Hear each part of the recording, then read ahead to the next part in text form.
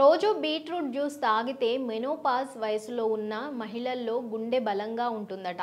రక్తనాళాల పనితీరు మెరుగ్గా ఉండేందుకు ఈ రసం బాగా పనిచేస్తుందని కొత్త అధ్యయనం చెప్తుంది. నెలసరులు మొదలైనప్పటి నుంచి స్త్రీ శరీరంలో ఈస్ట్రోజన్ ఉత్పత్తి అవుతుంది. ఇది నిరోధక వ్యవస్థ బలంగా ఉండేందుకు, ఎముకలు, రక్తనాళాలు, గుండె ఆరోగ్యానికి దోహదం చేస్తుంది.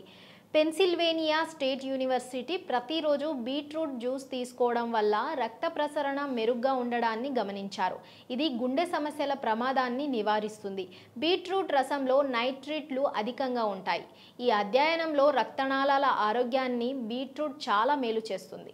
రోజు ఒక బాటిల్ మెనోపాజ్ వయసులో ఉన్న 54 మంది స్త్రీలను ఎంచుకొని ఈ అధ్యయనం నిర్వహించారు. వీరిలో 12 మంది పెరిమెనోపాజ్ దశలను, 12 మంది మెనోపాజ్ చివరలో ఉన్నారు. విశ్రాంతిగా ఉన్నప్పుడు వీరి బీపీ 130/80 ఉంది.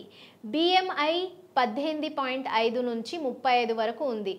లిపోప్రోటీన్, కొలెస్ట్రాల్ తక్కువగా ఉన్నాయి. ఫాస్టింగ్ షుగర్ లెవెల్ సాధారణ స్థితిలో ఉన్నాయి. వీరిలో ఎవరికి పొగ తాగే అలవాటు లేదు. ఎలాంటి కార్డియోవాస్క్యులర్ లేదు.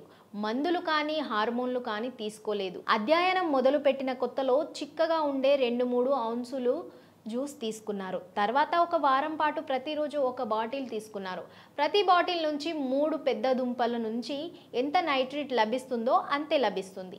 ఈ అధ్యయనంలో పాల్గొన్న వారి బ్రాకియల్ ఆర్టరీ రక్త ప్రసరణను అంచనా వేసేందుకు డాప్లర్ అల్ట్రాసౌండ్ ఇమేజింగ్ పరీక్ష చేశారు. బీట్రూట్ జ్యూస్ తీసుకున్నంత కాలం రక్త ప్రవాహం మెరుగ్గా ఉందని అధ్యయనకారులు నిర్ధారించారు.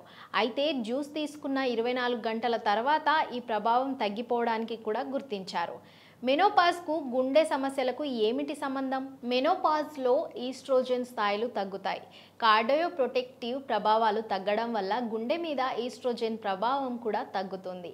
ఈస్ట్రోజన్ తగ్గడం వల్ల ఎల్టీఎల్ కొలెస్ట్రాల్ పెరిగే ప్రమాదం ఉంది.